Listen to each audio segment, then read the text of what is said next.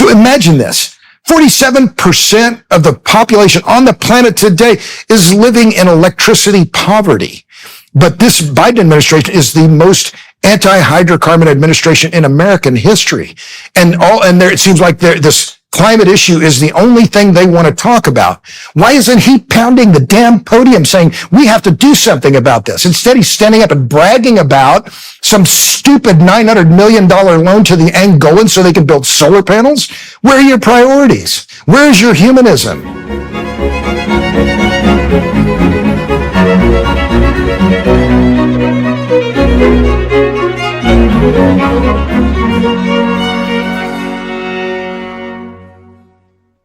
Hello, everyone watching and listening. Today I'm speaking with author, podcaster, and film producer Robert Bryce. We discuss topics from his latest book, A Question of Power, Electricity and the Wealth of Nations, the current audacity of those pushing the zero emissions, net zero agenda, how those policies really affect the developing world and the poor in the West. Hint, it's not good. The feasibility and necessity of coal and fossil fuel and nuclear power now and into the foreseeable future, the catastrophic practical and environmental problems related to wind and solar, and a positive vision for the future we could all share voluntarily should our institutions finally drop their fear-mongering, tyranny-inducing doomsday narrative. Let's start. Well, we can start wherever you want, but perhaps on the renewable energy front might be a good place to dive in. Sure. And I'm glad to talk about all those. I mean, those are all, I'm passionate about those issues. Those are my purpose. And so I'll also just point out on my latest Substack, I don't know if your team sent it to you, but the title was Let Them Eat Solar Panels. And the gist of it is that the U.S. Export-Import Bank just funded a $900 million loan for a solar project in Angola. Jordan, 60% of the people in Angola don't even have electricity. Why, in the name of Jesus, Mary, and Joseph, are we funding a solar project? They had a natural gas-powered plant, and instead we're funding solar. And the Exim Bank's press release said to help Angola meet its climate commitments. I'm like, what are you talking about? Yeah, well, you can be absolutely certain that the primary concern of the Angolans is to meet their bloody climate commitments. Right, exactly. You know, it's so interesting watching the leftists in particular on the environmental front rampage down this pathway, because they're the same ideologues who constantly conspire to accuse conservatives and classic liberals of being colonialist in their endeavors.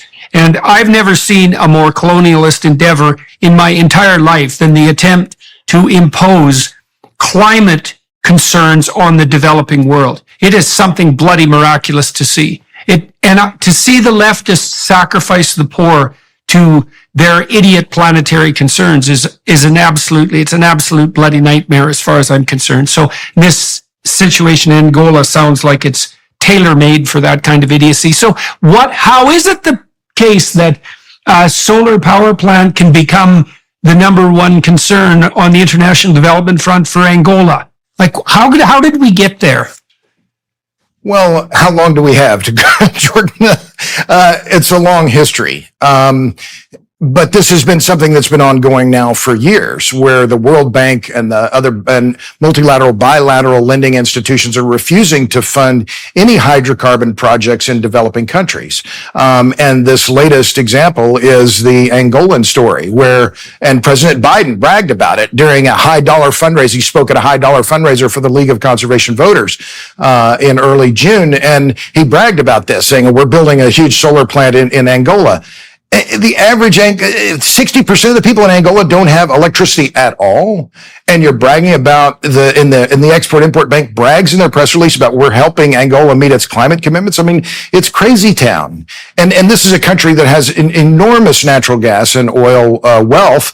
They should be allowed to burn those hydrocarbons. This is it's green colonialism, carbon imperialism, green colonialism. There are, and numerous leaders, numerous analysts have pointed this out, but I just find it anathema. I mean, electricity is the key to better life for everyone everywhere on the planet.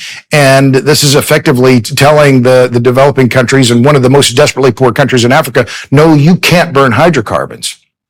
Yeah. I actually think it's criminal. It's criminal levels of stupidity to do this to the developing world. And so let's go into your background a bit so that everybody who's watching and listening knows a little bit about you. So why don't you run through your biography and tell us all about how long you've been writing and how you've done your investigations? Sure. Well, first things first, I'm a proud father. I'm proudly married to Lauren, my wife. We've been married for 37 years. We have 3 great kids. We're empty nesters, which is a beautiful thing. But we have 3 great kids, married Michael and Jacob, and they're all thriving. I've been a journalist my whole career. I've never had a real job. I've been a reporter my whole life. I wrote my first book on Enron, which came out in 2002. It's now already 20 years ago. I started my career in newspapering at the Austin Chronicle here in Austin in the late 80s. That one thing led to another, led me into the book business. My book on Enron was called Pipe Dreams, Greed, Ego, and the Death of Enron. Came out now 20 and a half years ago, and I'm still writing about Enron, in fact, these days. So now 6 books later, my latest is A Question of Power, Electricity, and the Wealth of Nations. I've been very fortunate to have the same publisher, Public Affairs, the same editor, Lisa Kaufman, same agent, Dan Green. All have been incredibly supportive and helpful along the way. So I consider myself incredibly fortunate, Jordan, to be able to write about, think about, do a lot of public speaking on energy and power. These are the world's biggest industries, biggest and most important businesses. And particularly now, where there are so many political issues around all of these things and so much focus on climate and renewables and I think there are some positive trends, and I want to talk about those, but I see a lot of bad policy happening, and particularly in Europe and here in the US, where Europe has just driven itself into the ditch. But yeah, that's my brief. Oh yeah, and I mean the rest of the world seems hell-bent on copying, let's say, Germany, which has had the most catastrophic energy and environment policies that you could possibly produce, short of shutting down the entire grid, not least because their energy prices are now 5 times what they should be. They shut down their nuclear plants. Their energy provision is now unreliable. They are dependent on Russia and other totalitarian states for their energy provision. Energy is so expensive that electric car manufacturers are moving from Germany to China. Germany is deindustrializing because the energy prices are too high. Plus, and this is the kicker, they're actually polluting more per kilowatt than they were 15 years ago, because since they've shut down their reasonable sources of electricity, including nuclear, which they import anyways from France, they're now turning to burning lignite, for God's sake, which is the dirtiest form of coal. And so, isn't it insane? I mean, you couldn't make it up. I'll give you one, I'll make you even one better. So you mentioned lignite. And the company, it's RWE, if memory serves, right, is the big utility. So they're expanding a lignite mine so they can provide more lignite, which is a low-rank coal, emits more CO2 per kilowatt hour than any other form of power generation. And to expand the lignite mine, Jordan, they took down a wind project. Oh yeah, that's just great. I mean, the irony is just remarkable. But to your point, yes, Germany has, more than any other country in Europe, has driven itself into the ditch. They did it to themselves, and they're patting themselves on the back. I mean, none of it makes any sense. It's the response seems to be, well, we didn't do stupid things fast enough. I like that. So let's hurry up. Let's drive ourselves faster into the ditch. But yeah, I mean, the coup de grace was them shutting down their last nuclear plants when they knew they were short natural gas. They knew they were no longer going to be able to import as much gas from Russia. So what did they do? They went into the global LNG market, and they snapped up as many LNG cargoes and future contracts as they could. And in doing so, what did they do? Well, not only are they burning more lignite, more coal, to your point, but they also priced out a lot of developing countries from importing liquefied natural gas. principally among them Pakistan, which is remarkable because Pakistan in February announced we're done with the LNG business. We're going to burn coal. And so the Pakistanis are now saying we're going to expand our coal-fired capacity. So it's not just that this is affecting Germany, it's having knock-on effects in the developing world. Well, and the German chancellor came over to visit our idiot country, and he asked Trudeau if there was any possibility of increasing liquid natural gas imports from Canada. And of course, Trudeau has done everything he can for the last 10 years to absolutely devastate the Canadian oil and gas industry and to make the export of liquid natural gas impossible. And so Trudeau said, well, we can't make a business case for that, which is exactly the same bloody thing that he said when the Japanese leader came and asked for the same thing. And the reason that he can't make a business case for it is because his government has produced policies that have made the export of Canadian fossil fuel resources, which are among the cleanest in the world, impossible. And so I really don't understand how the hell this can be happening in Germany. I mean, I'm not a cynic, although, whatever naive optimism I had about the political process is certainly being disabused. But everything that is happening in Germany is so stupid on the energy front that it's a kind of miracle, especially because, you could give the damn devils their due if they were able to say, well, we made electricity 5 times as expensive, but we've cut emissions by a certain proportion, and here's the net environmental benefit. All of which I think is complete BS, by the way. But if they could say that, well, that would be something. But for them to also have to say, oh, well, we've made electricity 5 times more expensive and unreliable, plus we pollute more. It's like there's zero victory. That's F minus, man. You guys failed on every bloody front, including the ones you set up as your own principles. And yet nothing seems to happen. And as you said, Biden can come out and flourish his agreement with Angola to produce a kind of electricity they don't need at a tremendously elevated price, while engaging in this neo-colonial enterprise. Like, I can't believe we can be this stupid. I can't understand how this could happen. So obviously Germany is this classic example of what not to do.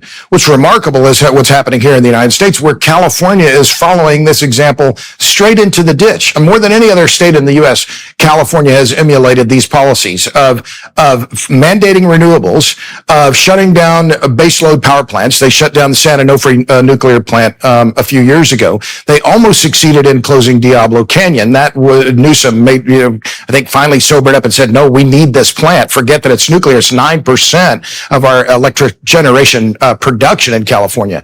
But look at what has happened. It's a similar story, Jordan. For all of the effort and all the money that the California has spent, they've seen no reduction in their overall emissions from their electric generation sector. Further, they have seen their electric prices rise faster than any other state in the United States. Since 2008, and I've written about this on my Substack, Schwarzenegger signed a renewable energy mandate in 2008. Since then, California's electric rates had gone up at a rate 3 times faster than that of the average in the United States. It's unconscionable what they're doing, Jordan. And this is in a state that is dominated by the Democratic Party, the liberals who say they care about the poor and the middle class. And yet this is what, as my late brother John Bryce said, just grills my cheese. I mean, it's ruinously regressive. California has the highest poverty rate in America, Jordan, and yet they are sticking it to the poor and the middle class in a big way. And where the peak electric rates in California now, 40, 50 cents a kilowatt hour. I mean, this is fine if you live in a nice house that's on San Francisco Bay, but the low income people don't live there. They can't afford to live there. They live inland where they have to use air conditioning. So all of this climate, I have to say it very clearly, nearly all of this climate policy, whether it's mandates for electric cars or the renewable mandates, rooftop solar, it's ruinously regressive. It screws the poor and the middle class. I've been absolutely stunned to watch the left in their rampage to sacrifice the poor, to fail to save the planet. It's almost as unconscionable to me as the fact that the left, again, climbed in bed with the pharmaceutical companies so radically on the pandemic front.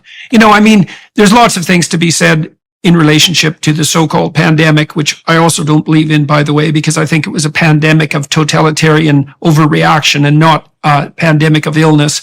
But the fact that the left itself was so supportive of the pharmaceutical companies was something just absolutely staggering to see. And to see the left go after the poor so assiduously. My understanding is this, you tell me what you think about this, is like, if you really cared for poor people and you wanted their lives to improve, the best thing you could possibly do, as far as I can tell, is to drive energy costs down to the lowest possible level and to make energy provision your number one priority everywhere, especially in the developing world, but also for the poor in the West. And the reason for that is that there's no difference between energy and work, and there's no difference between work and productivity. Now, you might say two things. You might respond, well, the planet has too many people on it. We can't encourage that sort of thing.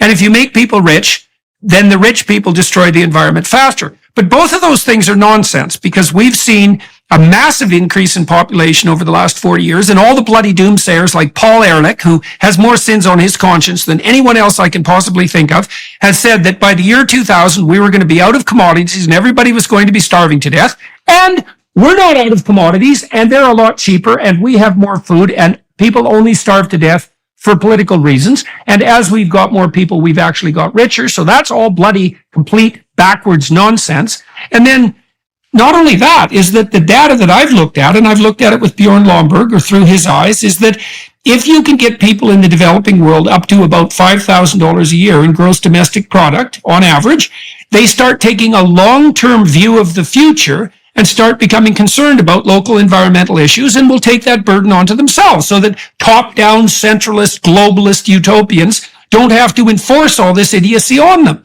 So, like, am I missing something here?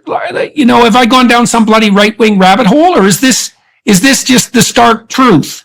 So I think the key for me, Jordan, in all of this discussion is electricity availability. And this is, yes, energy in general matters, but more specifically, it's electricity. And let me get on one point that I think is critical when we talk about compassion, when we talk about humanism, because my favorite line these days is energy realism is energy humanism.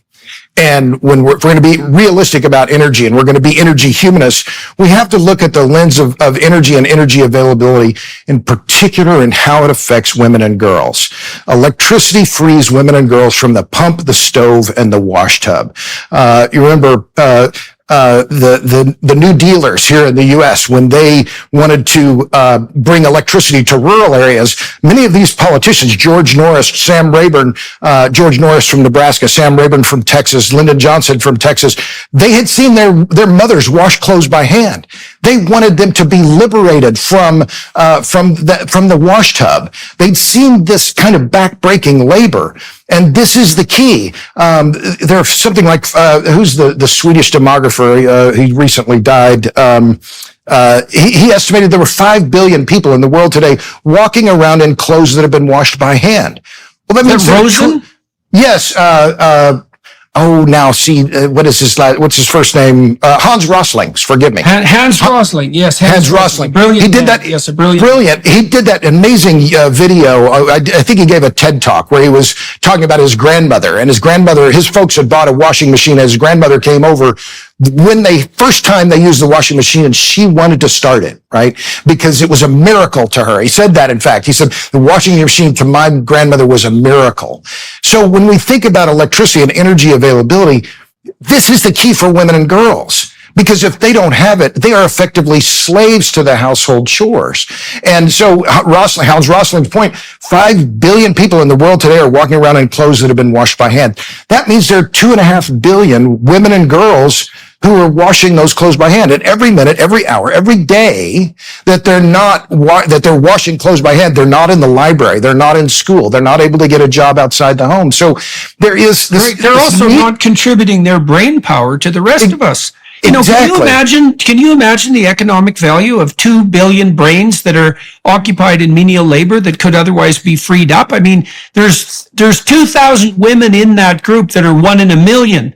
You know, and that's genius level, man. We could use those people. And the fact that we're locking up that degree of neural architecture in these menial tasks to not save the planet while we're making electricity more unreliable and more expensive is just, it's beyond incompetence into the realm of absolutely criminal as far as I'm concerned. It's just It's just Well, it's an excessive focus, I think, on look, here's my line. Climate change is a concern. It's not our only concern. We have to balance our action on climate with our other issues. But the overall point, I think, that is absolutely essential is that regardless of what we think, what you and I think about CO2 emissions and how many parts per million is the perfect number, if we're facing more extreme weather, hotter, colder, more extreme, longer, I mean, it's been crazy hot here in Texas. Well, if that's the case, we're going to need a lot more energy, not less. We're going to need a lot more reliable energy, not less. And yet the trends are for this effort to rely more on weather-dependent renewables. So if we're facing, that's the other part, Jordan, if we're facing more extreme weather, why in the world would we make our most important energy network dependent on the weather? I mean, it's like, on the face of it, it makes no sense. I mean, I don't want to get too technical. It's just crazy town. Using the internet without ExpressVPN is like not paying attention to the safety demonstration on a flight. Most of the time, you'll probably be fine. But what if one day that weird yellow mask drops down from overhead and you have no idea what to do? It's better to be safe than sorry. Every time you connect to an unencrypted network, cafes, hotels, airports, any hacker on the same network can gain access to your personal data, such as your passwords and financial details. It doesn't take much technical knowledge to hack someone, just some cheap hardware. Hackers can make up to $1,000 per person selling personal info on the dark web. ExpressVPN creates a secure, encrypted tunnel between your device and the internet. Hackers cannot steal your sensitive data. I love ExpressVPN for how easy it is to use. I just fire up the app and click one button to get protected. Secure your online data today by visiting expressvpn.com/Jordan. That's expressvpn.com/Jordan and get 3 extra months free. expressvpn.com/Jordan. Let's walk through this again too. And so I'd like you to push back on me as much as you could. So this is what I've watched in the course of my lifetime. So in the 1970s, we were going to run out of fossil fuels. And that was a big bloody catastrophe for everyone for about 6 years after 1972 and the energy crisis. And that turned out to be complete rubbish. We're not running out of fossil fuels, and we won't. Partly, I think it was Exxon 2 weeks ago announced that they had a new fracturing technology that could double the known store of fossil fuels in the US, which is like should have been front page headline news everywhere because, oh my God, we have twice as many fossil fuels as we thought. And so isn't that really something? And you Americans have become absolute bloody magicians at extracting out fossil fuel from these huge reserves that you have, like the shale beds. And it's not going to run out. And that's partly because as the price goes up, people's incentives to extract out even more of the fossil fuel reserves we know are there increases, and the technology geniuses just get better and better at doing it. So we're not going to run out of fossil fuel. That's not going to happen. That was wrong. Okay, next. The next thing that happened in the 1970s is global cooling, where the planet's going to freeze. And that happened for about 5 years. And then that turned out to be nonsense. And then the next thing that happened was global warming. And then that turned out to be not true enough to be sustainable. And somehow the narrative switched to, oh, well, it's climate change. Now, and that is one Weasley proposition, man. It's like, oh, change. So now you have a get out of jail free card for all of your idiot policies because of the climate is changing.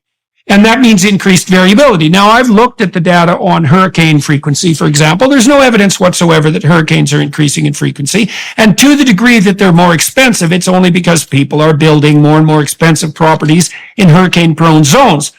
Then we also have Bjorn Lomborg's data showing that even if we accept the IPCC's climate predictions, and I don't necessarily think we should, that we will be, some degree poorer than how much richer we would have been 100 years from now. Right? And so he thinks we can handle that no problem with an iota of intelligence and some. But then I'm wondering too, you tell me what you think about this. I've been watching the greening data. Now, the world has greened 15% since the year 2000. And that is a lot. It's an area of leaf twice the size of the continental US. That's a lot of extra leaves. And interestingly enough, it's greened in exactly the areas that the climate catastrophists told us would be at most risk, because they presumed that the semi-arid areas, the arid areas would expand out into the semi-arid areas and the deserts would grow. Well, the desert isn't growing. The Sahara is actually shrinking, especially on the south end. And the reason it's shrinking is because more carbon dioxide has allowed plants to thrive. And when they thrive, they can close their breathing pores, which means they don't need as much water. And now they're growing in semi-arid areas all over the world. Plus, crop yields have gone up. So, like, well, let me interrupt, because I think I'm not familiar with all the data you're throwing out there, and I know these arguments. And here's how I keep my sanity, Jordan, is that I don't get into the, how many parts per million is the right number. We can argue about the climate science. My approach is very simple. Look, if we're going to agree that we need to do something, what's the best policy, right?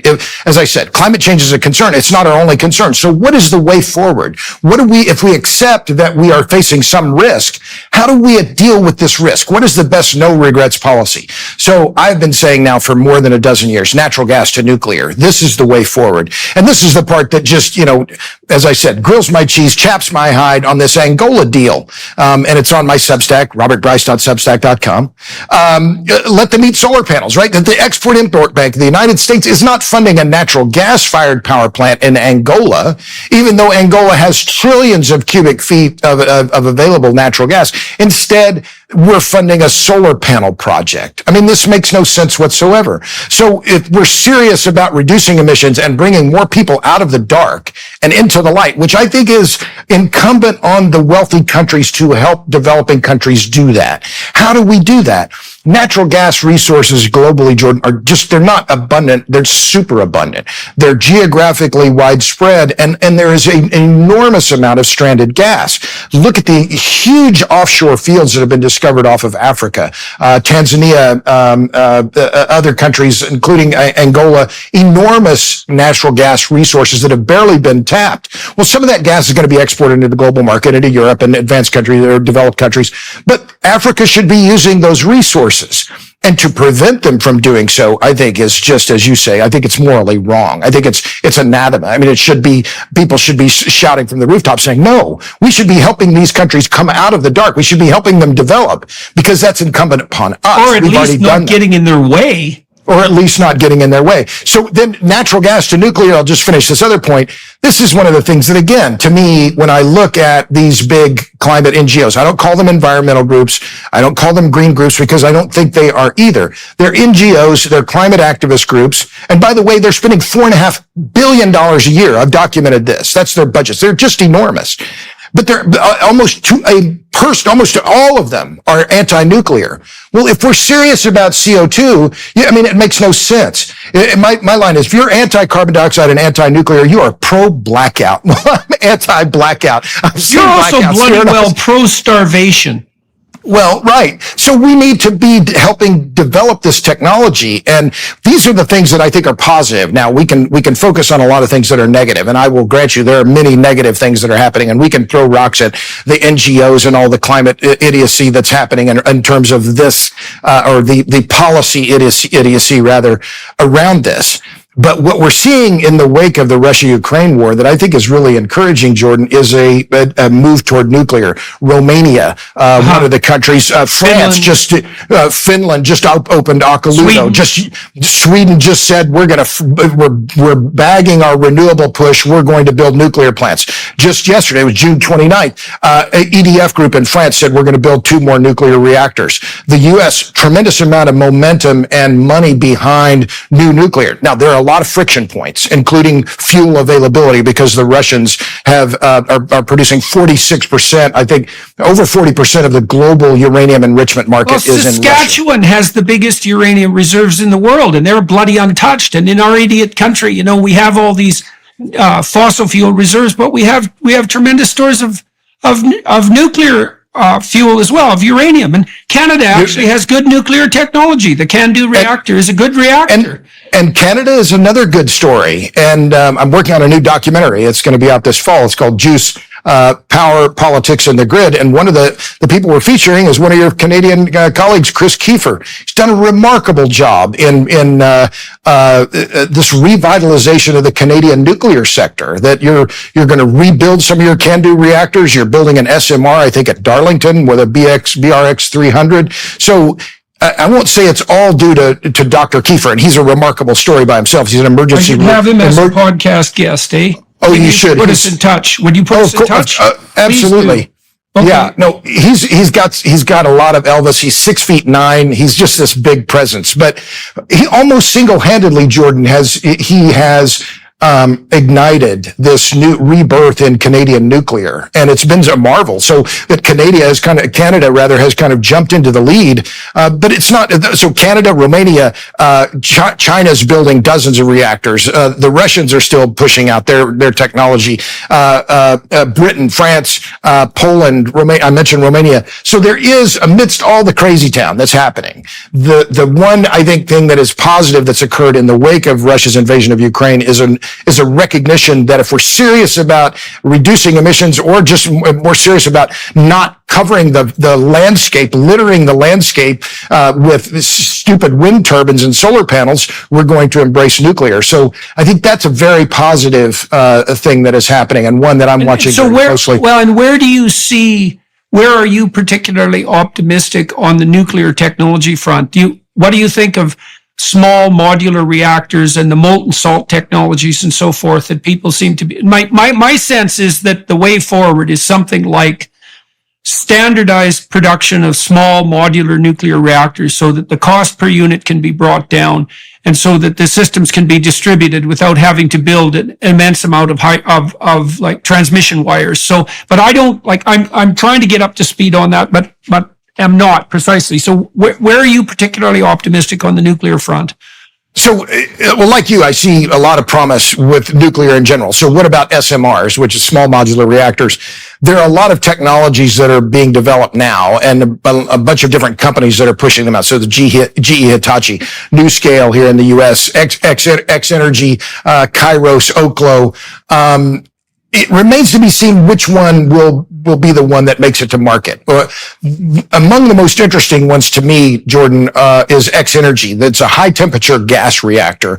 And they just recently did a deal with Dow, and Dow announced, in fact, Dow, I think, took an equity position in X Energy, and they are planning to deploy 4 of their SMRs at one of their at Dow's chemical plant in Seadrift, Texas, which is fairly close to Corpus Christi, if memory serves.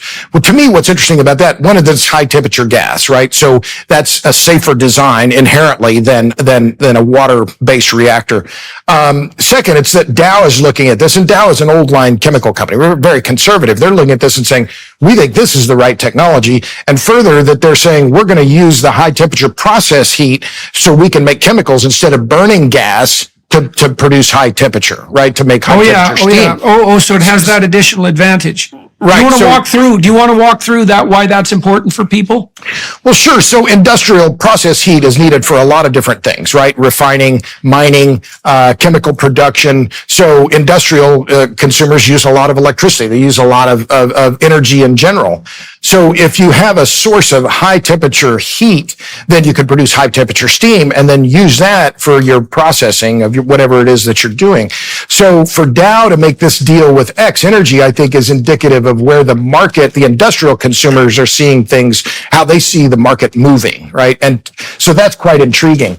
I also think Rolls-Royce might be an interesting play, and you know, Britain now, is their technology the right one? We don't know yet. I think we're kind of in I'd compare it maybe to the early days of video. Is it going to be VHS or is it going to be Betamax, right? Is it, you know, and which one will prevail? But I think your general idea that we should have 1 or 2 designs is the right one, right? That is why France was so successful in deploying nuclear, right? They picked one nuclear reactor design and then they just stamped them out so that any engineer from any nuclear plant in France can go work at another plant because all the instrumentation, all this equipment is the same. I didn't know this until I went to Paris a few years ago, and I was talking to a nuclear engineer in France, and he said at 3 Mile Island, which of course is a nuclear plant where we had an accident here in the US, there were 2 reactors, but the two reactors had two different control rooms because they were built by two different companies. Well, that makes no sense at all, right?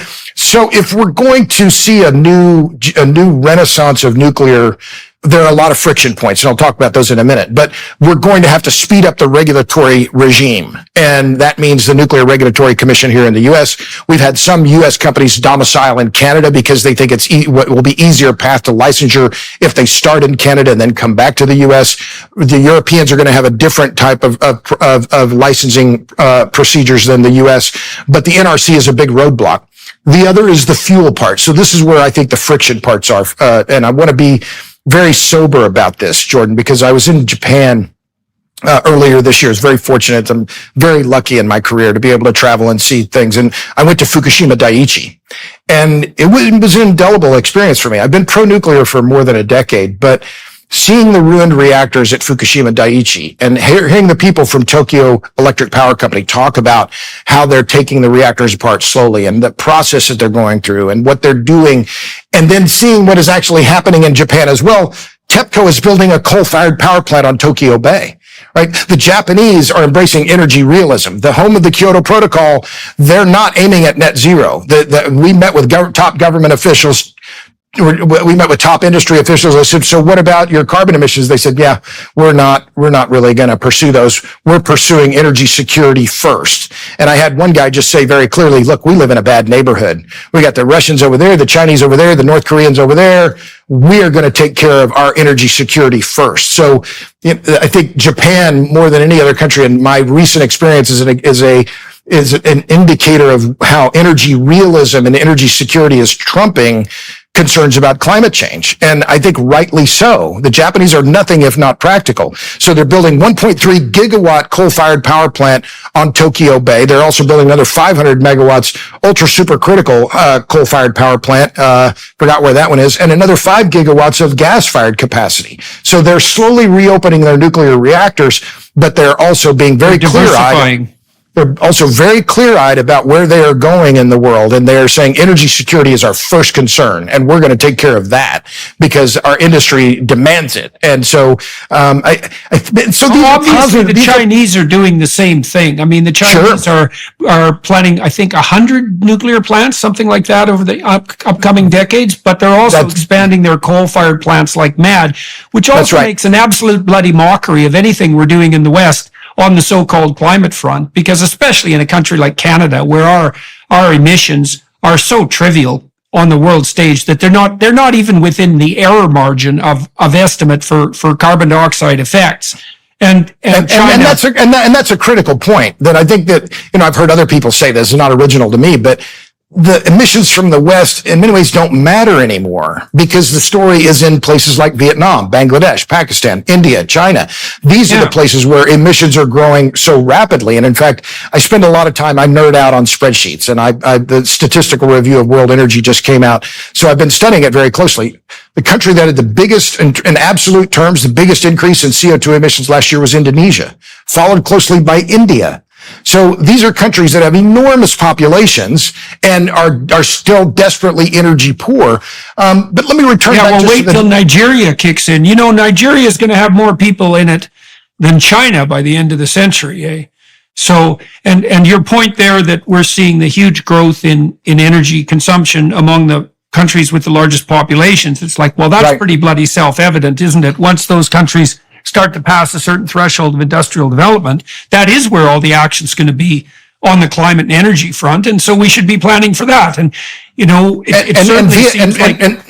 And Vietnam is a good example of this. And I've written about Vietnam as well, recently on my Substack, that here's a country that is rapidly industrializing. Major industrial companies are moving to Vietnam to hedge their bets about being in China. So big companies, Nike, Adidas, Samsung, Apple, to name a few, locating in Vietnam. And suddenly Vietnam is power short. So what did Vietnam just announce? Their Viet Comen is their state-owned mining company, announced they're going to expand their coal mining capacity by 15%. This is the iron law of electricity, what I call the iron law of electricity, a nod to my friend Roger Pilkey Jr., who coined the iron law of climate. He said, when faced between his focus was face between climate policy and economic growth will win every time. So I borrowed Roger's idea and coined the iron law of electricity, which is people, countries, and businesses will do whatever they have to do to get the electricity they need.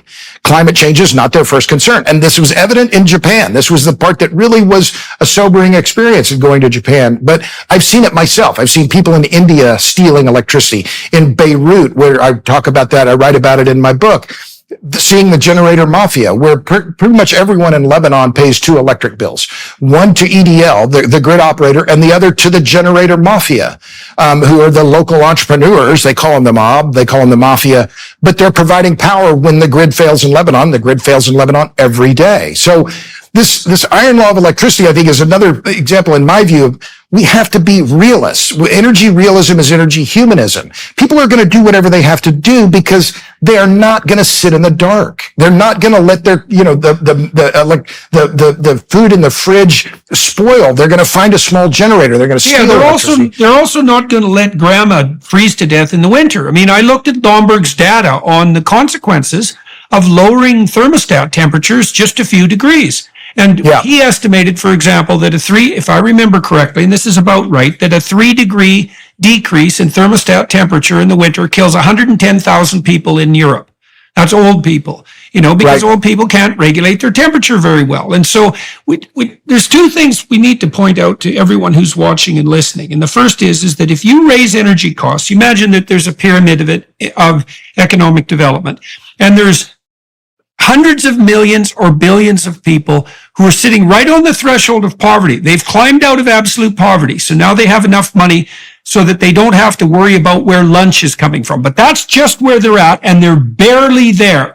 And if you increase their energy costs to any degree at all you do is whack them back down into absolute abject poverty. And then they do things like slash and burn agriculture, and they burn dung and other, very low energy dense high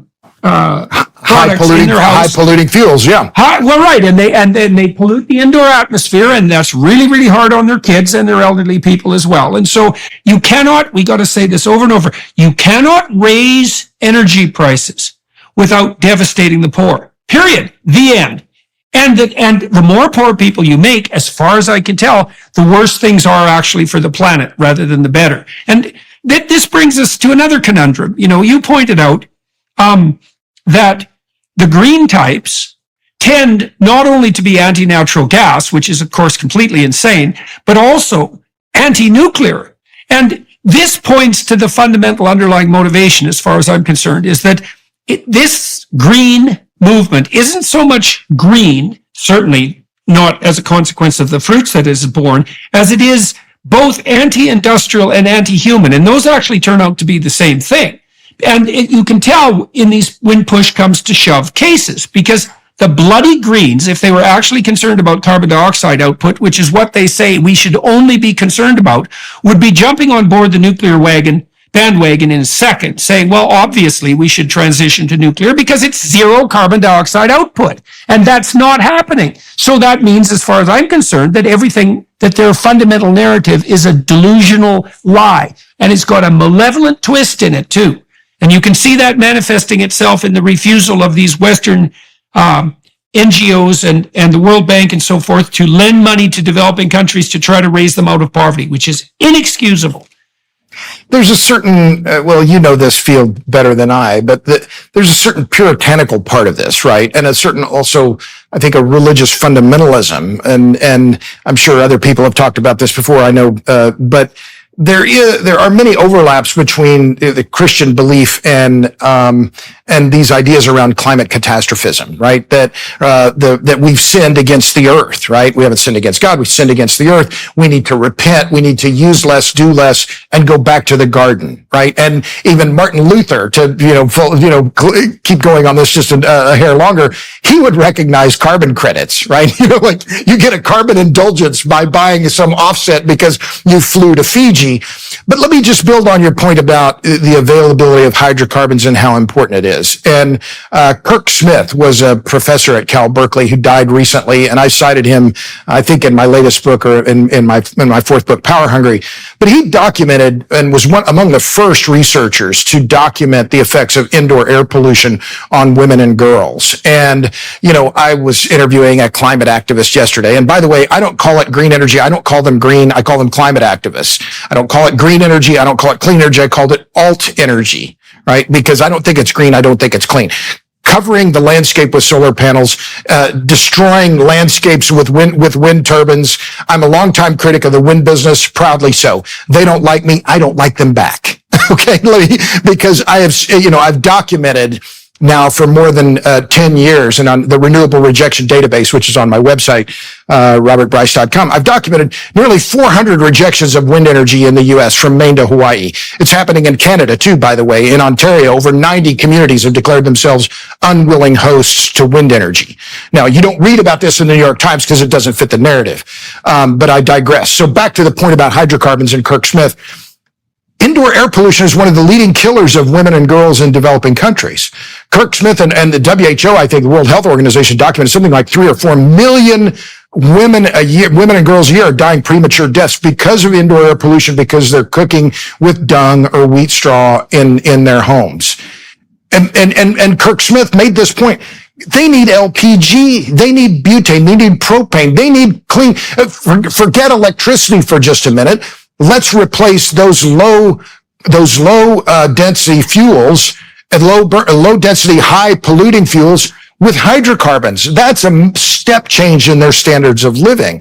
And so, I'm with you in terms of kind of your broader points here. We need more energy, not less. I'll stop here because I could go on and just pound the table here, but expensive energy is the enemy of the poor. And I remember very vividly, I live in Austin, which is, of course, I used to have friends here. It's a liberal hub, right? But a friend of mine, a former acquaintance of mine, he was pounding the table, energy's too cheap. And I thought, okay, here you are, you vacation and you fly around the world, you go somewhere here, there, and everywhere.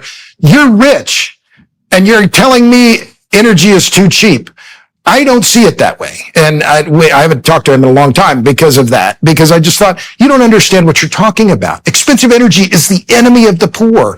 And yet so many of these policies, both in the developed countries and the developing countries, are aimed and by these bilateral, multilateral lenders, by policymakers at the state level and federal level, are creating policies that make energy more expensive. And I just think that's just fundamentally wrong. Energy means life, and the absence of energy is death, to quote my friend Doomberg. The Bible is the root of all wisdom, inspiration, and spiritual nourishment. The Hallow app empowers you to explore the Bible's profound teachings and to effortlessly incorporate them into your daily life. A great place to start while you deepen your understanding of the Bible is to check out Father Mike Schmitz's Bible in a Year, available on the Hallow app for brief daily readings and reflections. Here you can dive into an extensive library of Bible reading plans, accompanied by insightful reflections and audio-guided meditations. Whether you're a seasoned Bible reader or just starting your journey, Hallow provides a platform for you to engage with Scripture like never before. Studying the Bible's literary brilliance has influenced countless writers, poets, and artists throughout history. By studying the Bible yourself, you'll gain a deeper appreciation for the power of storytelling, symbolism, and metaphor, enriching your understanding of literature across different genres. The Hallow app also helps you connect with a community of like-minded individuals, sharing experiences, insights, and encouragement along the path to spiritual growth.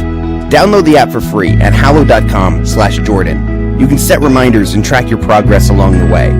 Enrich your education and nurture your mind and soul today. Download the Hallow app at hallow.com/Jordan. That's hallow.com/Jordan. hallow.com/Jordan for an exclusive 3-month free trial of all 6,000 plus prayers and meditations. I started to take this whole domain of trouble particularly seriously when watching what was happening in Europe and starting to understand that the West, in its delusions of repentance, would sacrifice hundreds of millions of people and literally sacrifice them on the altar of Gaia to not save the planet, while virtue is signaling about how the industrial enterprise was unethical, despite benefiting from every single one of the gains that the Industrial Revolution has produced, and being 100% absolutely unwilling to give up any of it at all whatsoever, under any circumstances, for ourselves. Like, there's no excuse for any of that. Now, my understanding is this, is that there's a pretty clear developmental pathway to cleaner and more reliable energy in the long run. It's something like, well, you start at the very lowest rung with dung and with wheat straw and with those things and with wood, scrap wood, so forth, that can be burned, that's there in the local environment, and it's low energy dense, it's expensive, it runs out easily, it's unreliable, it's polluting. You move from that to coal. Now, you move to coal because coal is unbelievably plentiful and it's dirt cheap, and you can get a coal-fired plant up and running with relatively rudimentary technology in almost no time flat. And its disadvantage in particular is particulate pollution, although it also produces a lot of carbon, which I don't really care about. But the particulate pollution is a problem. You move from that to oil or natural gas, and you move from that to nuclear. Like, do we know this or not? Is this just like, can we rest assured that this is a reasonable developmental pathway and one that we should be pursuing? Well, this is the way it's been happening for a long time now. I mean, that is the way the world has decarbonized over time. My friend Jesse Ossibel at Rockefeller University has documented this and shown we are gradually decarbonizing. But that decarbonizing is happening, is underway in developed countries, and there are, dozens of underdeveloped countries that are just getting started. Right? They're still at the biomass stage, and there's this claim, oh, well, we can leapfrog, they can. The alt energy crowd, the climate crowd says, oh, well, they don't need hydrocarbons, they'll jump right to renewables. No, wrong. I mean, while that's true in some cases in rural areas where solar and batteries are going to be the solution, Africa is rapidly urbanizing. Here's a quick comparison. So you're a Canadian. This is in rough terms. There are 35 million Canadians. They use, compared to 1.4 billion Africans, roughly the same amount of electricity. That's the disparity that we're talking about. Now, numbers aren't exact, but in rough terms, that's a comparison. So the need for electricity is overwhelming globally, Jordan. It's just enormous. So how do we, this is the part where, look, we can talk climate change all day long. What's the right number? What's the wrong number? Who's doing the right thing? Who's the wrong thing? What's the best no regrets strategy as we look to the future? And I think, again, end to end, natural gas to nuclear. These are the ways that no regrets. Okay, so maybe we find in a few years, well, we were wrong about climate change. I'm not making that argument. But when it comes to why natural gas and nuclear, both are low or no carbon. The technologies are very well developed. They're available in numerous countries, and they can scale at relatively low cost. So all of those things together, to me, make this a no-brainer. And I'm going to continue pounding the table on that, because this is the challenge of our time. I mean, when we look around the world, and we think as humanists, right? If we're going to be humanists, what do we do to help developing countries come out of the dark, to develop? How do we help countries like Vietnam? They're going to look out for Vietnam first. Every country is going to do what is the right pathway for them. So how could the U.S., how could Canada, how could the European countries help those countries? Well, help them develop their natural gas, and help them deploy nuclear energy at scale, next generation, passively safe modular reactors. These are the things that are going to help us decarbonize and electrify these countries that are so desperately poor right now. Okay, so let's turn to two things here. Sure. I would like, first of all, I'd like to pick your brain momentarily about coal. Yeah. There's lots of coal. And so if we could figure out how to use that coal, that would be real good, because there's lots of it and it's everywhere.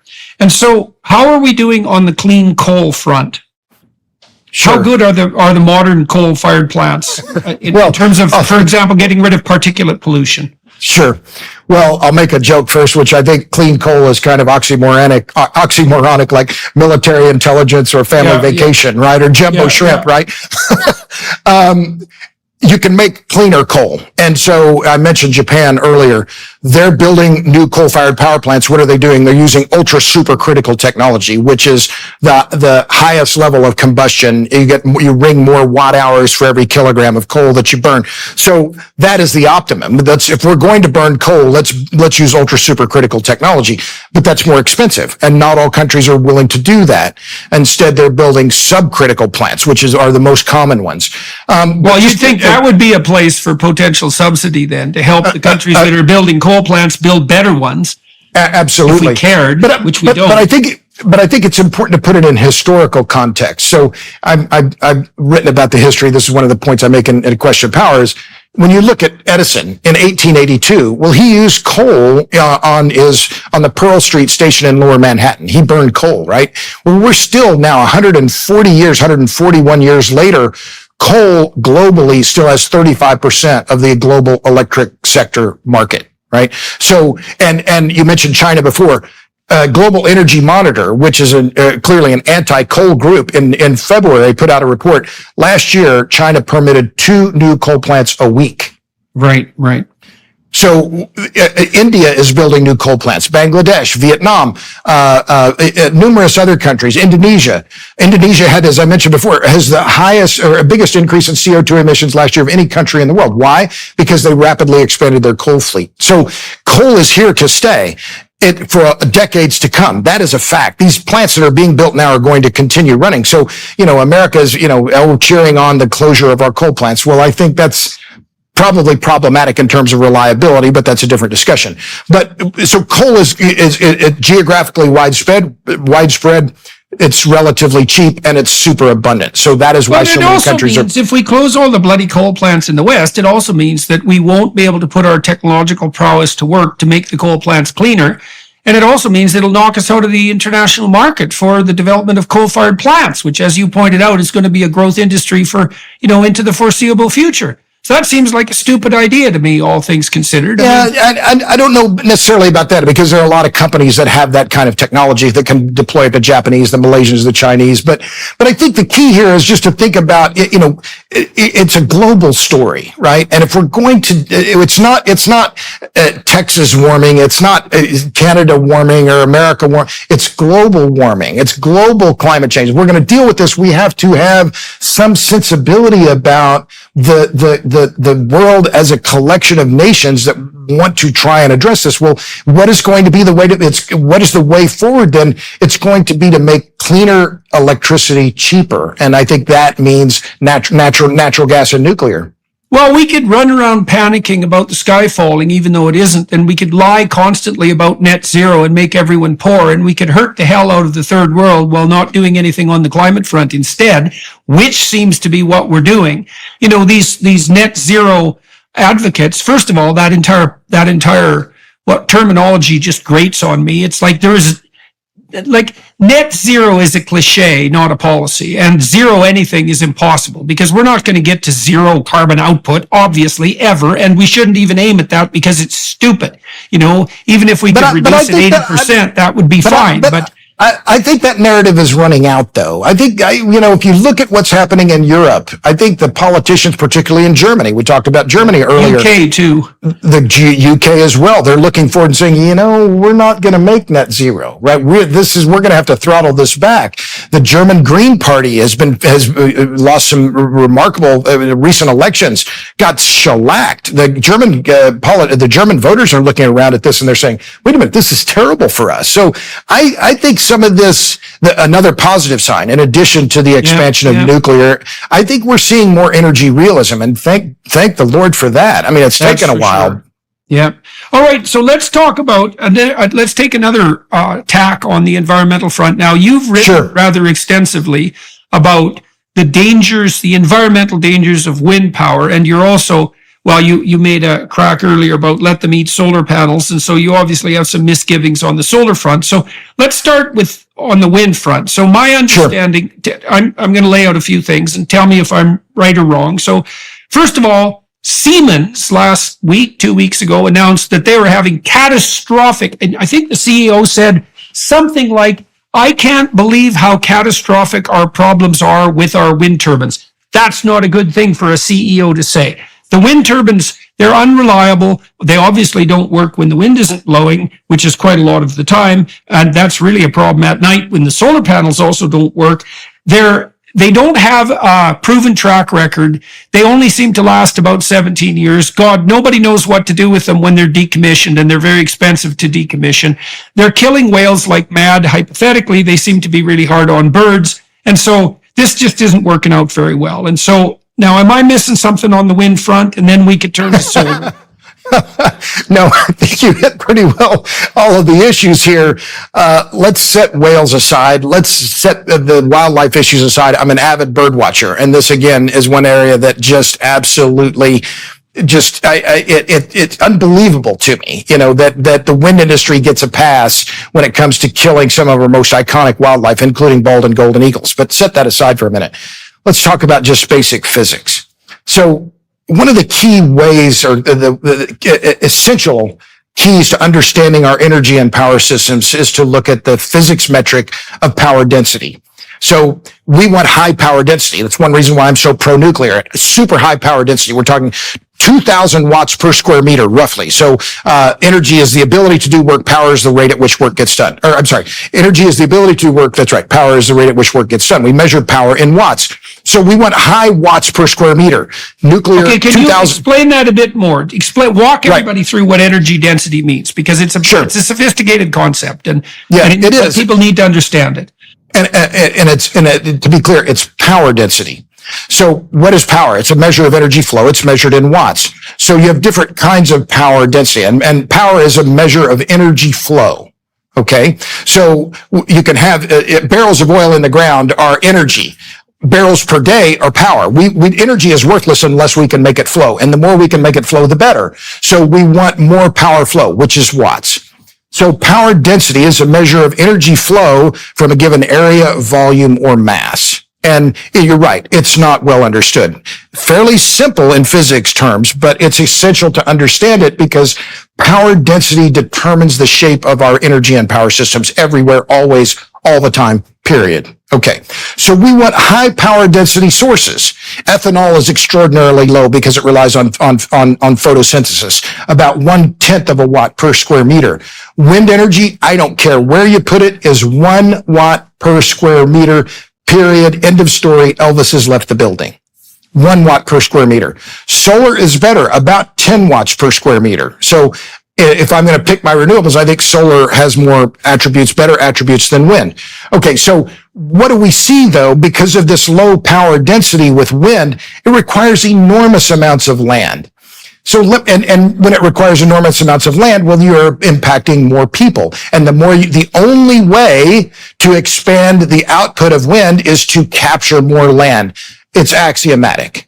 So to give you an analysis, Václav Smil, who's your fellow Canadian, has written about this. He estimated back in 2010 for the U.S. to meet its electric demands with wind would require a land area twice the size of the state of California. About 8 years ago, 8 years later, David Keith and Lee Miller at Harvard did a similar analysis, came up with the same number. If you were going to generate all the electricity in the U.S. with wind energy, you need a land area of 900,000 square kilometers, twice the size of the state of California. Okay, that's clear. Jesse Jenkins from Princeton recently wrote a piece in Mother Jones, again saying that the footprint of wind energy is massive. Well, this is a problem, Jordan. I spend a lot of time in rural America, and I travel, I meet these people. Some of them become my friends. They're rural landowners, rural farmers, rural ranchers saying, we don't want 600-foot high wind turbines in our neighborhood. We don't want to look at red blinking lights all night, every night for the rest of our lives. These wind projects, despite all these claims from the wind business, they hurt property values and they produce enormous amounts of noise pollution, which is bad for human health. It disrupts sleep. This has been proven again. So these are polluting machines. They're visually polluting. They're blights on the landscape. They hurt human health. They hurt property values. And none of this matters to the Sierra Clubbers or these alt energy crowd because climate change, right? They're like these totems, these climate change scarecrows. That's what I call them, right? That they're somehow going to solve climate change. No, they're not. They're only being deployed because of the tax credits, which are enormously lucrative for the companies that are doing this. So just another quick point. This tax credit, pursuit of the tax credits, what I call subsidy mining, is what's driving this deployment of solar and wind, but particularly the wind business. So look at what happened in Madison County, Iowa. I wrote about this. It was in Forbes some time ago, but Mid-American Energy is a subsidiary of Berkshire Hathaway, owned by or controlled by Warren Buffett, who in 2014 said the only reason to build wind turbines is to get the tax credits. Okay, back to Madison County.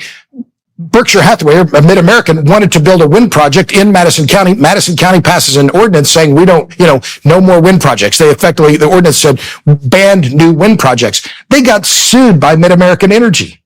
Imagine if Chevron or Exxon did that. It would be front page news in the New York Times, and instead, crickets. No reporting on this at all. If the oil and gas industry was acting as aggressively as the wind industry has against rural Americans, and in fact, in NextEra Energy sued one of your fellow Canadians, Esther Reitman, filed a slap suit against her in Canadian court because she was opposing one of their wind projects and called NextEra on her website. They sued her in federal court. They put a slap suit on her. The slap suits were designed to stop people from being intimidated by large organizations. That was the bloody plan there.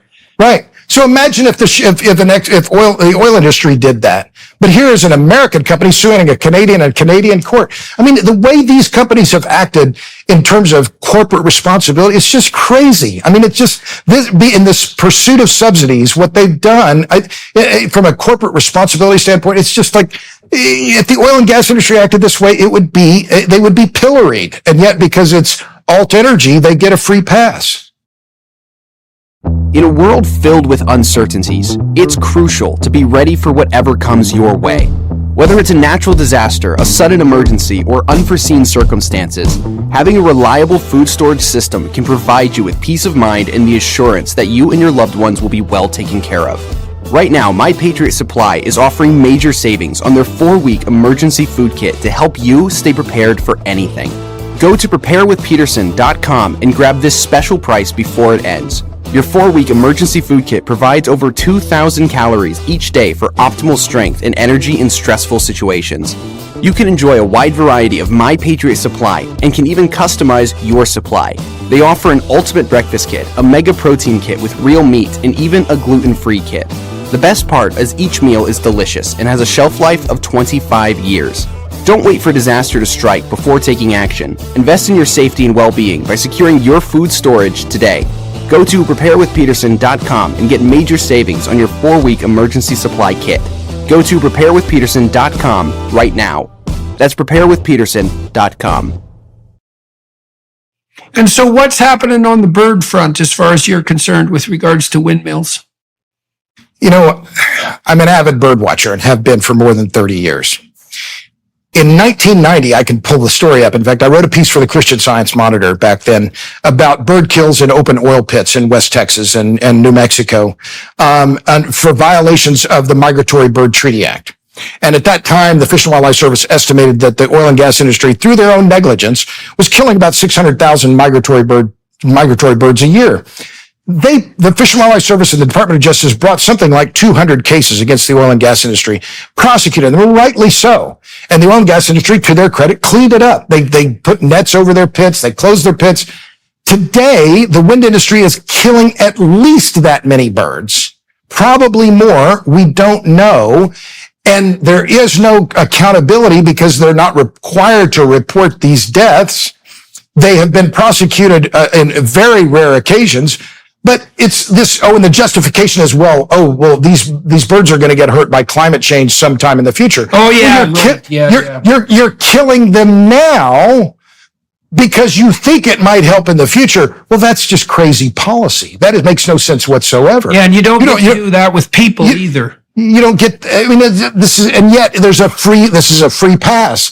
I mean, we haven't talked about the whales. We can talk about that as well. But this idea that, we're going to kill them because we might have some climate change in the future. And I'll return to NextEra. Just one quick point. Last year, Thankfully, they got prosecuted by the Department of Justice. Why? Because in Wyoming, NextEra had been warned by the Fish and Wildlife Service 3 times not to build a wind project in known golden eagle habitat. They did it anyway. And so they were prosecuted, and I was glad to see it under I think it was just under the Migratory Bird Treaty Act. They should have been criminally prosecuted under the Endangered Species Act, Bald and Golden Eagle Protection Act, and the Migratory Bird Treaty Act. Instead, they paid a fine, but the fine they paid was less than the amount that they're going to earn from the tax credits for building the wind farm in the first place. So there are perverse incentives at hand here, and words fail me because I care about wildlife, but I think this is the death of environmentalism. Climatism has replaced care for the environment. And this idea, we'll just pave this rural countryside with wind turbines and solar panels in the name of climate change. What are you, out of your mind, man? We need small footprints. It's also the case, too, that this unidimensional mania in relationship to carbon dioxide is stopping us from solving environmental problems that could, at least in principle, be addressed. Like, I looked into the environmental literature in detail about 15 years ago, and my conclusion, for better or worse, was that one of the stupidest things we were doing was continually overfishing the coastal shelves in the ocean. And we do that, like, it's to call it devastating is to barely even scratch the surface. I think we've eradicated something like 95% of the ocean life on the coastal shelves, and that's about where the life is, because you need sunlight for life and you need the shelf. So it's a bloody catastrophe. And it's impossible even to get people's attention focused on that, because everybody who hypothetically has an environmental concern is leaping up and down about carbon dioxide. And that means that every other problem, and there are plenty of them, and they are serious problems, and some of them are remediable, they're just ignored completely. So you get a get out of jail pass for any form of industrial development that claims carbon dioxide remediation as its goal. And you get a moral pass if you jump up and down about carbon dioxide hard enough because you're saving the planet, even if you're not doing any of the difficult work that would be necessary to actually do something useful on the environmental front. Plus, you're sacrificing the poor not to do anything but make them poorer and more likely to pollute. So this looks like a 3-way catastrophe to me. Well, and this is obvious in the development of offshore wind on the U.S. East Coast, where these NGOs, these climate NGOs that in the past, Audubon Society, Sierra Club, etc., would have been jumping up and down to protect the North Atlantic right whale from the encroachment of offshore development. I mean, imagine if it was the oil and gas industry was trying to develop and put hundreds, because that's the goal, hundreds of offshore platforms in the middle of known North Atlantic right whale habitat, a critically endangered species, less than 350 or so specimens left on the planet. Imagine if this was the oil and gas industry doing that. These groups would be raising hell. I mean, they would be laying down, they would be blocking the trucks. And instead, because it's the wind industry and largely being developed by foreign companies, not even American companies, it's what Michael Schellenberger calls the environmental betrayal. And I think that's the exact right word. I'm old enough to remember, save the whales. And that, it was kind of parodied like, save the gay baby whales for Jesus, right? This was kind of like, this was the kind of almost a joke, right? But that environmentalism, right? And I call it, I'm working on an essay on the death of environmentalism, because I think that's what we're seeing. This idea of protecting landscapes, of protecting wildlife has been forsaken for climatism, what I call climatism and renewable energy fetishism. So instead of a focus on preserving landscapes, preserving wildlife, and that real deep green ethic has been replaced by this idea that any wind turbine is a good wind turbine, any solar panel is a good solar panel. And it is most obvious, I think, in this, not just in the onshore wind issue, which I've documented, and the rejections of solar, by the way, on the solar rejections on the renewable rejection database, I think we're at 130 or more rejections or restrictions. But this climatism, this renewable fetishism, I think is most obvious when it comes to the North Atlantic right whales and the development of offshore wind on the east coast of the United States. It's very sad to see. So the way it looks to me like this is that people's reputations are extremely important to them because they signal their position in the hierarchy. And the higher you are in the hierarchy, the more stable your nervous system is and the more positive emotion you experience. And so, and plus all sorts of other benefits accrue to you because people, if you have a good reputation, people flock to you. So reputation really matters. So that means that there's an avenue open constantly for false avenues to reputation enhancement. And that's what psychopaths and narcissists do. But it's also what ideologues offer because they tell people, look, if you're a good person, you stand up against problems. Here's the problem, which in this case would be carbon dioxide. Thus, you could be a good person, all things considered, and have your reputation enhanced merely by standing up against carbon dioxide. Takes absolutely no work on your part whatsoever. You just have to protest and complain. You don't actually have to solve problems. And now you're a good person. And now that's a prepackaged solution, especially for young people who are looking for moral virtue. Say, well, all you have to do is be anti-industrial and anti-carbon dioxide, and now your reputation is significantly enhanced, and anyone who stands in your way is like a devil and evil. And so that's the religious nexus that we're dealing with here. And the problem with that is, as you're pointing out, is that, well, first of all, it's really hard on the poor. And second, it sacrifices all the real problems to this pseudo-problem solution or pseudo-problems, pseudo-solutions. And so now destructive. And so now the solution is to go throw some soup on some paintings in the museum. Yeah, right. Right. Which is like, oh, I'm going to protest by being a vandal. I mean, and so yes, right. By destroy. Yeah, exactly. Well, that signals that opposition to the colonial industrial enterprise or whatever the hell it is. But there's a certain pathetic aspect to that. I mean, it's they're these kids. I call them. I'm going to be 63 here pretty soon, and I look at them and I think, what are you doing? I mean, what is your hope for the future? Have you no idea how privileged you are living where you live? Have you no sense of yourself in the world relative to the rest of the planet? Because we mentioned, I think, before we started recording, but I'm happy. I'm working on a piece for the Alliance for Responsible Citizenship, which you're helping found, and I've written a long paper and on electricity availability in the developing world, and I've documented. I went through using data, the latest data from our world in data. There are 3.7 billion people in the world today, almost half of the world population right now, that live in places where electricity consumption is 1,200 kilowatt hours or less per capita per year. That's about the same, 1,200 kilowatt hours, about the same amount of electricity that's consumed by a large kitchen refrigerator in the United States. So imagine this. 47% of the population on the planet today is living in electricity poverty. And we're complaining because our electricity isn't, from alt energy or something. I mean, there's a certain, I think Michael Schellenberger calls it this kind of nihilistic narcissism or something. I'm not sure exactly how he describes it, but there's something about this only presentism, right? That we only have right now, and there's no history, there's no future, but there's no sense of how we in the West are. I mean, I sometimes pinch myself. I mean, just how lucky I am, and not just in my career, in my family, married to a wonderful woman, got great kids, but in terms of energy and energy availability, and then yet what we're hearing and what is dominating this administration. And I say this is not a partisan. I'm not a Democrat. I'm not a Republican. I am disgusted. But this Biden administration is the most anti-hydrocarbon administration in American history. And there, it seems like this climate issue is the only thing they want to talk about when, an existential threat. And I'm thinking, existential threat? 100,000 Americans died last year of opioid overdoses. My son, Jacob, is 23.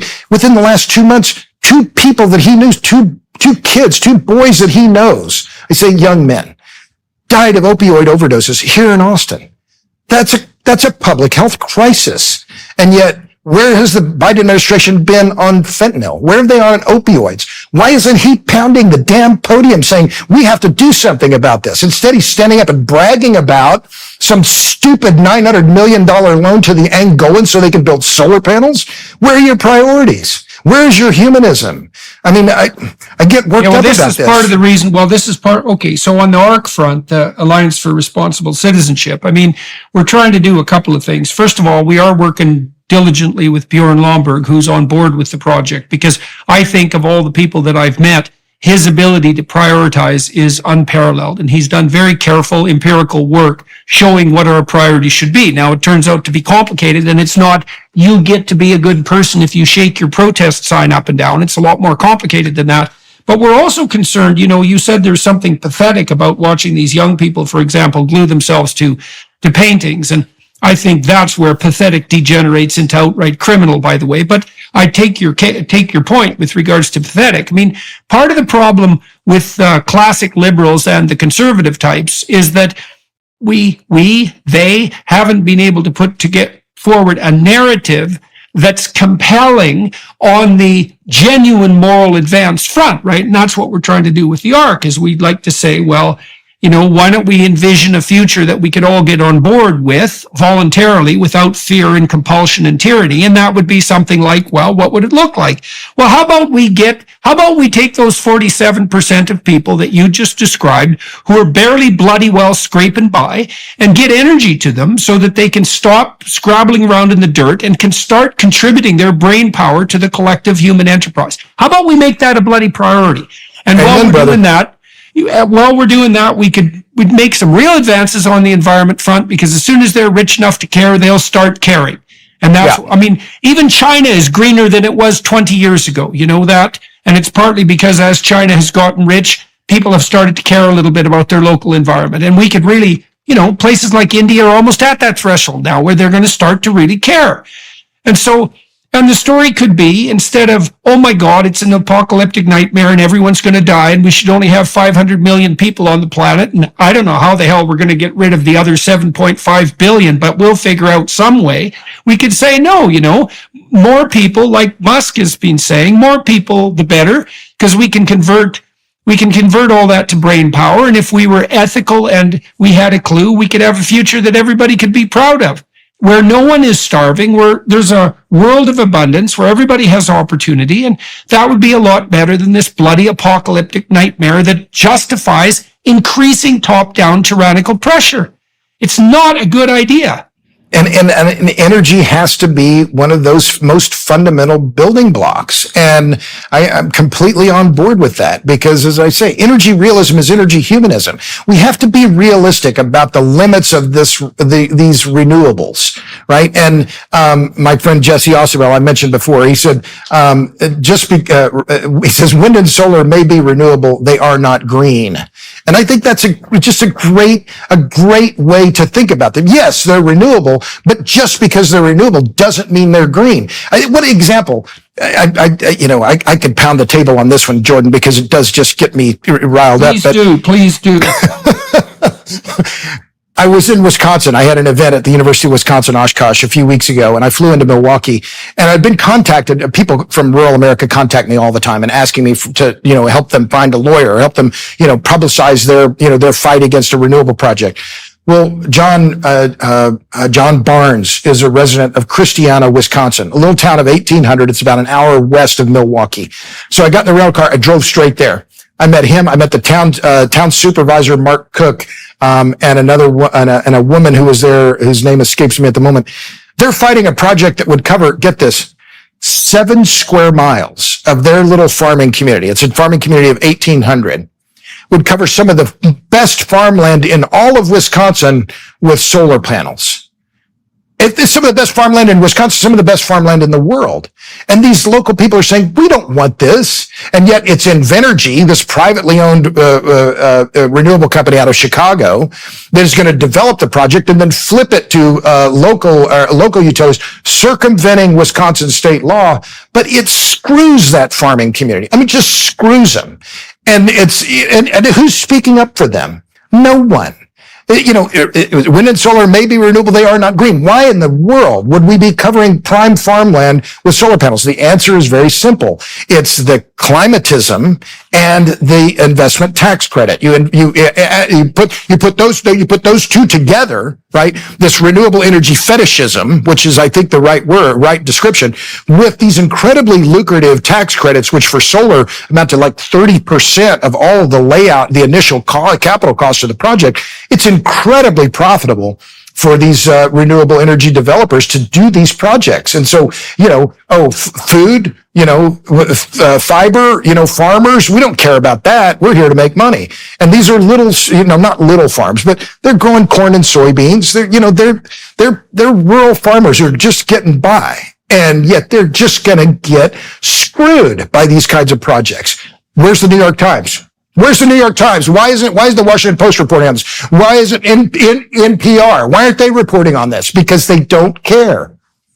So you said something interesting, that solar and wind are renewable, but I don't think that's true exactly. Let me say what I mean by that. The sun and the wind are renewable, but that doesn't mean that solar and wind power are renewable. Those aren't the same thing. And the reason I'm saying that is because the lifespan of solar panels isn't very long, and the lifespan of wind generators isn't very long. And so they're not renewable at all, because once they exhaust themselves, they have to be scrapped and destroyed, and then they have to be rebuilt. So I don't understand what's renewable about that at all. Like if we were growing solar panels in a field, that would be a different thing, but we're not. Wood is renewable because wood will grow, but and I don't know exactly what happened to Siemens. I haven't been following that story close enough to know, but the Siemens manufacturing company, and they've taken a huge stock hit because of this, said that their solar or their windmill generating systems are much more problematic than they had originally thought. What did they mean by that? Like, what exactly is the problem? Do you know the problem on that front? What did they run into? Right. I don't know exactly. I haven't looked into that specifically, but here's my theory. And let's go back to physics and fluid mechanics. The Betz limit is what determines the amount of energy that you can harness from the diffused energy in the wind, right? It's like a water and wind, I think in many ways, so I understand it, I'm not a physicist, but they function in many of the same ways, right? There's a limited amount of power that you can harness from this diffused source of energy. I think they just got to a point where they made the system, the machines got so big that the forces on them are effectively tearing the machines apart, right? That they couldn't, the forces, the torque, the forces that they're trying to deal with in these gearboxes, which are incredibly complex machines, that the stresses were just too great, right? That they made them too big. Well, you think about the variability too, right? I mean, those bloody wind mills, they have to operate from conditions of like zero wind whatsoever, which isn't a problem, to gale level storms, and that's a tremendous engineering challenge, especially when you're also putting them in the bloody salt water out in the middle of the ocean. Right. Which is just madness, by the way, that you're going to put them out there. Put anything in salt water, it's going to cost you 2 or 3 times more than putting it on land. So I think this is about basic physics, and they're getting to the limits of the Betz limit, right? And you have these blades that are 80 meters long, and you've got to manufacture those, and that's another thing. And then when they're done, you have to landfill them, right? There's no way to recycle them. But I want to take it a little bit different direction, Jordan, because it's not just about the machines and how they're built, it's the supply chains. And this is the other part that is not getting the kind of attention that it deserves. And I've written about this on my Substack, that these supply chains for alt energy are almost all dependent on China. Let's look at electric vehicles. Why do you think Elon Musk is building his next gigafactory? I'm in Austin. They just built one here. It's a massive factory. I just flew in the other night from Miami, and we flew over it. It's a massive bet on a few very specific commodities: cobalt, lithium, neodymium iron boron magnets, dysprosium, and terbium, to name a few. A few others, copper, obviously. So what's the problem there? Well, the Chinese control the market for 90% of the global market for neodymium iron boron magnets, which are the key element in the EV drive motors. Right? Nearly all the electric vehicles being produced today use this type of magnet. So other countries can make those magnets, but who controls the terbium and the dysprosium, 2 other rare earths? Neodymium, terbium, and dysprosium are all rare earth elements. China controls 100% of the terbium and dysprosium markets. Those are the critical things that are used to dope the magnets that are put into those EVs so they can function at high temperature. So it's not, but okay, so let's go beyond the magnets, which are needed as well in wind turbines, in offshore wind turbines in particular, but the new generation of wind turbines need these same magnets, and not just a few ounces or a few kilograms, we're talking tons of magnets. China controls the market completely. What about the other things that we need? Graphite for batteries, copper, for the material intensity of electric vehicles is far greater than that for internal combustion engines. So where do all these supply chains lead? To China. I'm not a China basher. China's going to take care of China. But why, in the name of Peter, Paul, and Mary now, would the United States be staking its future economy on the Chinese supply chains? It doesn't make any sense whatsoever. I mean, and for the U.S. to try and reshore all of those technologies, including rare earth element refining and processing, copper mining and processing, and we could talk about uranium as well. There are all these supply chains that figure into the big picture here that are just like there's a lot of hand waving. Oh, well, we'll just keep importing it. Again, who are you? Where is the strategery here? Where is the long-term thinking about our strategic vulnerabilities? And I don't see any of that. And it's very worrisome. That's the problem with doing things in an idiot fear-based panic, is that these are very, very complex problems. Right. And the supply chain problem is an invisible part of that. And if we did repatriate those industries that you described, well, that would mean a lot more mines. And it isn't obvious at all in today's regulatory environment that that's even vaguely possible. Plus, it's not like there's not an environmental cost to, let's say, copper mining. So the notion that this is somehow green in some obvious way is it's not a tenable notion at all. And then you add that supply chain vulnerability to that, and that could be, well, that's obviously unwise to say the least.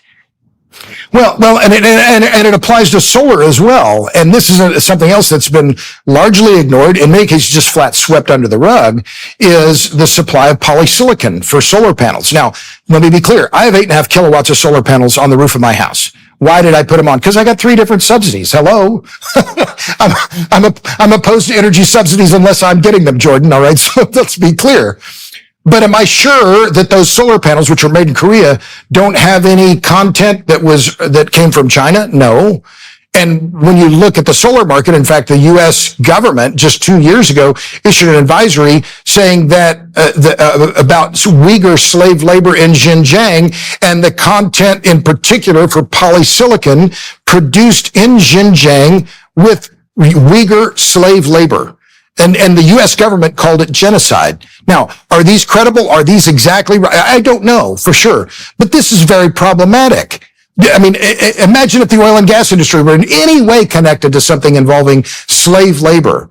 I mean, it would be front page news, but because it's the solar industry, again, they get a free pass. And I just think that we live in a world of networks. And that's the part that I think if I was going to think about how your point about, these simplistic notions, it ignores the fact that all of these systems, all of the networks that we rely on are all interrelated. And we've forgotten that. And particularly when it comes to the alt energy discussion, we've neglected this, to understand how vulnerable we are, how reliant we are on foreign suppliers. And that includes enriched uranium.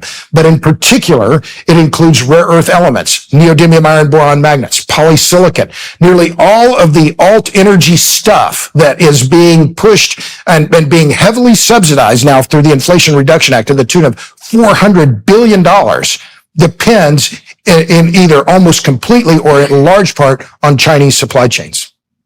Yeah, well, the thing is when an energy ecosystem evolves of its own accord, it's full of a multitude of checks and balances, right? There's many people providing hydrocarbon-based electricity, and there's all sorts of supply chain problems that have been ironed out and nailed down and had a certain degree of resilience built into them over the course of decades. And those are relatively simple technologies in some ways as well. And now what we're trying to do is run in a mad rush because the sky is falling to replace all that, even though we don't know how, and it's absolutely impossible, failing to understand at all the invisible supply chain complexities, because the people who are putting forward the policies have never had to grapple with anything like that, and they just assume that if you plug an electric outlet plug into the wall, that the electricity comes out of the wall. Right. And further, that there's this blind spot here. Let me focus in on the U.S. electric grid. And my friend Emmett Penny with Grid Brief has done a lot of good reporting on this. And across the U.S., we've had grid operators warning of reliability problems. PJM, New York ISO, California obviously has had huge problems with grid reliability. The MISO, the Mid-Continent Independent System Operator, all have been warning, as well as the North American Electric Reliability Corporation, of reliability problems. Why? Because we're shuttering our coal plants too fast. And instead of keeping those coal plants online, the push is on for a lot of these utilities to install renewables, because that's where the money is. You mean the coal plants, for example, that the British government had to reactivate like 3 weeks ago because it got so hot the solar panels wouldn't work? You mean those coal plants? Just very similar ones. Yes, exactly. So yeah. But there's, again, I think this is a lack of forward thinking and a lack of accountability. And that I saw it here in Texas, right? With the ERCOT blackouts in February of 2021.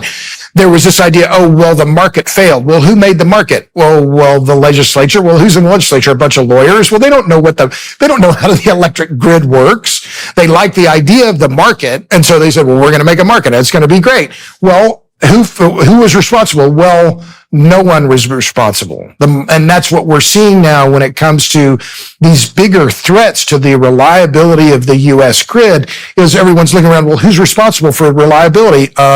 No one. Well, isn't that kind of a problem? So I think I think we've talked around a lot of big issues here, but to me, when it comes down to it, the U.S. in general, and I think the West in general, when it comes to the alt energy push with climatism, renewable energy fetishism, it's this narrow focus on this idea of CO2 is the only issue. No, it is a concern. It is not our only concern. We have to be concerned about reliability, affordability, resilience. These are the key things, because one of the key things that really brought this home to me and really motivated the work that I'm doing on this documentary that I'm working on with my colleague Tyson Culver, it's one thing to talk about a blackout. It's another thing to be blacked out. And it really, once that happened, I realized, well, wait a damn minute. If this can happen in Texas, the energy capital of the world, what is going on here? And so that led us into this deep dive for this, our new docuseries. When is that coming out? It'll be out this fall. We haven't made the announcement yet, but it's Juice, Power, Politics, and the Grid. And I'm very proud of it. When that comes out, just before that comes out, why don't we do another podcast, and you can provide us with some video footage as well that we could incorporate into the podcast to advertise it in a manner that is as effective as I can manage, because this is a crucial issue. In this ARC enterprise, we have 6 domains of focus, let's say, and one is energy, and one is environment. There's 4 others. Yeah. But right. we understand, I think, as much as we possibly can, that the issue here, as you pointed out, is affordability, let's say, and reliability. And we want to take those words apart momentarily. Maybe we can do that, close this program off. Affordability, okay, that means poor people don't die. Right. Right? That's what affordability means. It doesn't mean that, reasonably well-off people can save a few dollars on their energy bill. Because the people who are most hit hardest by far by any increase in energy costs are the people who are barely clinging to the bottom of the economic hierarchy. And there's billions of people like that. And they can easily be knocked back down into absolute privation. And this idiot moralizing in the West is exactly doing that. And it's hurting poor people like mad in the West as well. So it's not just in the developing world. Right. And reliability, it's like, reliability means that your food doesn't rot in your refrigerator. How about that? Or in the supermarkets, right? And reliability means that your power's there when you're on the bloody operating room table and you need everything to work 100% of the time, which is what we've managed, right? We have this miraculous bloody industrial state where people are working flat out 100% of the time to make sure everything works 100% of the time. And we've managed that. And we're doing everything we can now to compromise that in the name of a false and potentially genocidal moral virtue. It's absolutely appalling. You said a lot there. I'll reply this way, which is if your energy isn't reliable, it's not affordable. And that is the key here. Right. You talked about those countries that are turning to the mafia, so to speak, to supply backup energy. Well, obviously that's going to happen. Everybody will have a bloody diesel generator in their backyard if we make the grid unreliable. And I don't think that'll be that good for the planet. Well, and so, to build on that point, if your electricity isn't reliable, it's not affordable. So that's what I saw in Lebanon with the generator mafia, exactly, where the grid fails every day. And so people, they have the generator, they have to pay 2 electric bills, one to EDL, Electricité du Liban, and one to the generator mafia. And in some cases, they're almost the same cost, right? Or look at here in the U.S. What's been one of the best stocks in the United States over the last few years? Generac. The company that builds standby generators, right? Well, why is their stock booming? Because everyone looks at the grid and we're seeing increasing numbers of blackouts across the country. So people are acting in a rational way and they're buying Generacs. Well, who can afford Generacs? It's the same people who can afford electric vehicles. The average household income for the average Generac buyer is around $130,000, $140,000. That's twice the U.S. average. So here are people who are, I'm do okay. I'm not a rich man, but if I wanted a Generac, I could afford one, I suppose. But if your electricity isn't reliable, then it's not affordable. And if it's not reliable, you buy a Generac because you know that it's going to go off. So I've seen it myself after a hurricane in Louisiana. People get a small generator and they're putting gasoline in it because we met one guy at the gas station because he's buying gasoline so his mom can sleep at night with an air conditioner, right? In Houma, Louisiana. We talked to this guy. So if it's not reliable, you're going to have to spend enormous amounts of money to make it reliable. So these things go hand in hand, but I'm so pleased that, I was flattered to be asked to, participate in the ARC project because electricity is fundamental. And it is at a humanist standpoint to say, this is the critical form of energy that we crave as humans. And it's critical because it makes us more human. Electricity our bodies are electric. Our entire systems are electric. And the creation of the electric grid is one of the greatest engineering feats in human history. And it has changed humanity like no other form of energy ever has. And if we're going to be humanists, and I will stand on that pulpit all day long, if we're going to be humanists, we need to bring more electricity to more people, and in particular to women and girls, because they're half of humanity, and electricity that is an excellent place to end. Absolutely, man. Absolutely. There is no bloody way that you can be pro-poor, and, often the most vulnerable people on the poor front are obviously women and children. There is no way you can be pro-poor and anti-energy. Those two things do not go together, not in the least.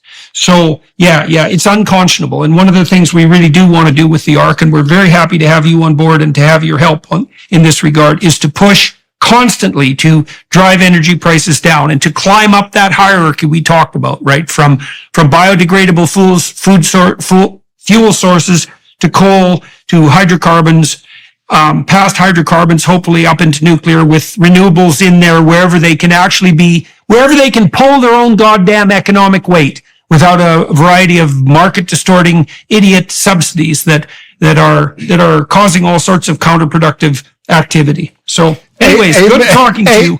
Amen to that one, Jordan. All right. So good talking to you, and to everyone watching and listening, thank you for your time and attention. These things, especially for you young people who are listening, you guys got to think this through, because this is the world that's being created now. And you could have a world of, continual abundance and reliability, which is kind of what we've had for the last 50 years, miraculously enough. Or you could wander down this demented pseudo-moral route and break everything while making the planet worse. And those are basically the options that are open to you. And so, it was good to talk to Robert today. He's got some intelligent things to say on the energy and environment front, and as a man who's also concerned with environmental considerations. And so, it's good to think this through and to eschew the cheap moralizing and to work forward into a future where we are doing what we can to supply energy to poor people, because that's the best possible thing we could manage, at least on the practical front. So thank you very much for talking to me today, sir. Let's have another podcast when you get this documentary up and ready. That would be a very good thing. We'll see you in London at the end of October. Obviously, I'm looking forward to reading your report, the one that's been commissioned for the Alliance for Responsible Citizenship. And so until then, we'll turn now over to the Daily Wire side. I'm going to talk to Robert for another half an hour, a little bit about, a little more personal issues. I'm interested in how his calling to the Energy Environment Nexus came about, and to delve a little bit more into his motivations for devoting his life to that. So join us on the Daily Wire Plus front if you're inclined. The folks there could use the support anyways at the moment, especially because we're under pretty heavy assault by the YouTube types at the moment. So invisible YouTube background censors. You bet, Robert. Thank you very much. Thanks a lot, Jordan. It was a privilege.